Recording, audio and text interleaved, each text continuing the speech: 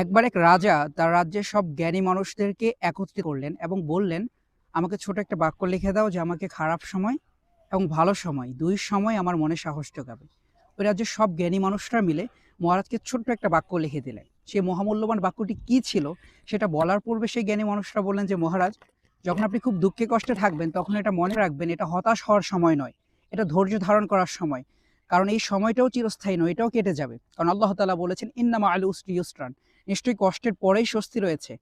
আর যখন আপনি খুব ভালো সময় পার করবেন তখন এটা মনে রাখবেন, এটা আত্মহারা বা অহংকারী হয়ে যাওয়ার সময় নয়, এটা কৃতজ্ঞ এবং বিনয়ী থাকার সময়। কারণ ভালো সময় চিরস্থায়ী নয়। সে মহামূল্যবান বাক্যটি কি ছিল সেটাই আবার সে চিরকুটে লেখা ছিল, সেটা ছিল যে এটাও কেটে যাবে। মহারাজ জীবনভর এই বাক্যের গভীরতা উপলব্ধি করতে পেরেছেন। মহারাজ যখন খুব দুঃখে কষ্টে থাকতেন তখন এই বাক্যটার দিকে তাকাতেন এবং সেই জ্ঞানী মানুষদের কথাটা স্মরণ করতেন। আর যখন তিনি খুব ভালো সময় পার করতেন তখনও সেই বাক্যটার দিকে তাকাতেন, সেই জ্ঞানী মানুষদের কথাটুকু স্মরণ করতেন। আমরাও আমাদের জীবনে খারাপ সময় এবং ভালো সময় দুই সময়েই সেই জ্ঞানী মানুষদের এই ছোট্ট কথাটুকু যদি মনে রাখতে পারি, আমাদের জীবন আরো সহজ এবং সুন্দর হবে ইনশাআল্লাহ।